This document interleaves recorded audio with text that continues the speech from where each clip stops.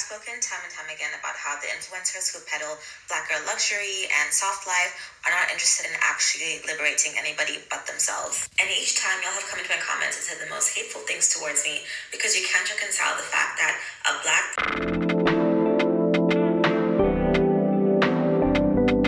person using capitalism to free themselves frees nobody else but themselves. Because in the process, they're harming other black women who are the working class that props up their luxury lifestyle. If you go on the pages of any of these black girl luxury influencers, say they've spoken up about Palestine, Congo, Sudan, they have not said a word. Let's actually leave Palestine out of this because a lot of people have been saying, oh, well, Palestinians are anti-black, so let's not talk about them. Fine.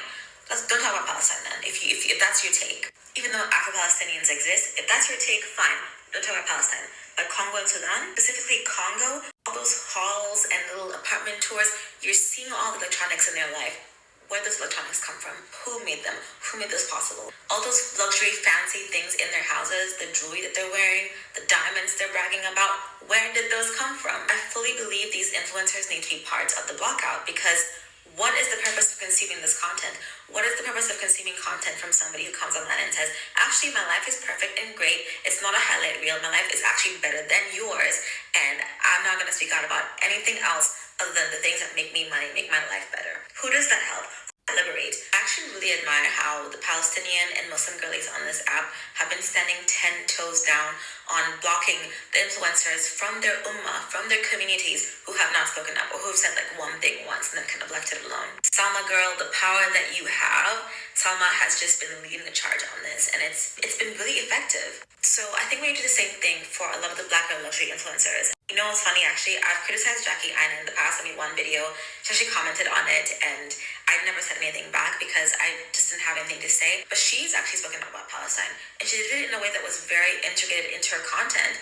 She cut up watermelon. She like made it, I think it was a drink or something, but it was very integrated and she still spoke up. And I really like that. Jackie Aina, if you're watching this, I actually have another idea about how you could talk about Sudan and Congo and integrate that into your content as well, especially with the perfumes. Sudani perfumes are like a whole ecosystem. Perfumes, that's a great way to integrate that. And just in general with Congo, there's so many things. Literally pick up anything in your house and be like, oh, I have this thing and it's because of this. You know, it's so easy and so simple. That's what I want to see.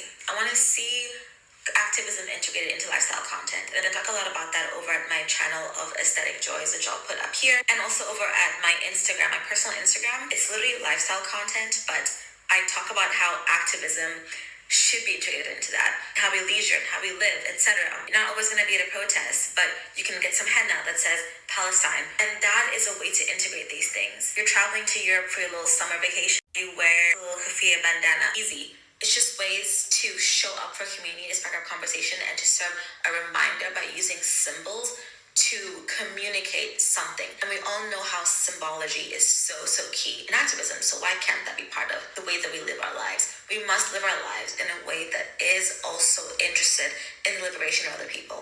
Especially too, if we're going to claim that we're doing something because we want to liberate black women, then we actually have to liberate black women, like fully liberate all black women, not just pretty black women, not just black women in Western countries, not just American black women, not just rich black women, all black women, not just able-bodied black women, every single black woman.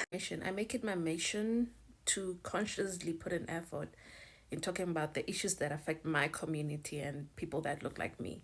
So you have a choice as a black person, basically. And sometimes people can be materialistic. And for me, being materialistic and being black, it's like you supporting the people who are trying to suppress us and put us down. So I'm putting back the money into the companies that just don't like me as a person. So I would rather put my money where I know the people need it, and I want to invest less and less in enhancing the beast, basically. I don't care about the system at all. If I can ensure that I move somewhere in an isolated place and build my life, then I'll possibly do that. I want less and less and less to do with the system. So I want to clock out as soon as possible. I don't want to be involved. And being a black woman in luxury, you have to support the brands that are involved in oppressing you. You have to be. I don't see myself buying Dior, Gucci, these brands, except from them overpricing everything.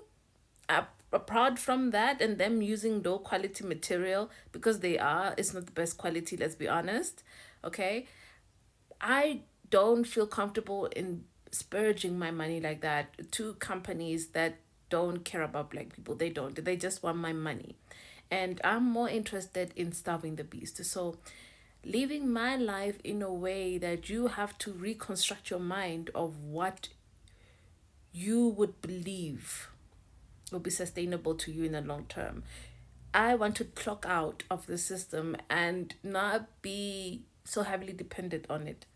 And I feel like that is important for me. So I'm willing to sacrifice a lot of things to get to that point in my life. And it's important. It's important to do that. So each to his own, each to his own. For me, every time I see girls in luxury, something that I like to do, but it makes you feel some type of isolation where you, as a black person, have to not talk about anything because you have a brand to protect, which is your company that you've started for yourself.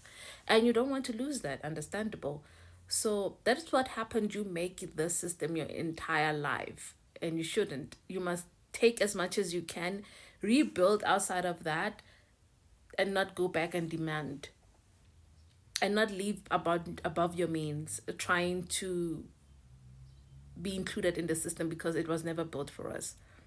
And I think they started oppress or overpricing things when black people started buying those items. They weren't overpricing them like that. Although yeah, they were luxury brands, but what has become of it now is they are capitalistic maniacs. Okay? They don't care about anything. They don't care about anything. They just care about their brand producing fast quality items of luxury for people to consume, of people's own insecurities. So even if I had insecurities, they won't feed off you. And even if I did want to feed off them, I'm gonna find a way to nurture them. That's exactly how it goes. So for me personally, it becomes a conscious effort. A conscious effort you make as a black person, that these brands do not like black people. These brands do not want us to advance. They don't want us to develop. They care about their own money. That's what they care about. They don't want us to advance. And I don't think I want to put my money there where I'm not valued as a person. Why would I do that to myself? Why would I put myself in such a condition? You know what I'm saying? So to the influencers, that's why I'm not involved in a lot of things, because you have an image to protect. So yeah.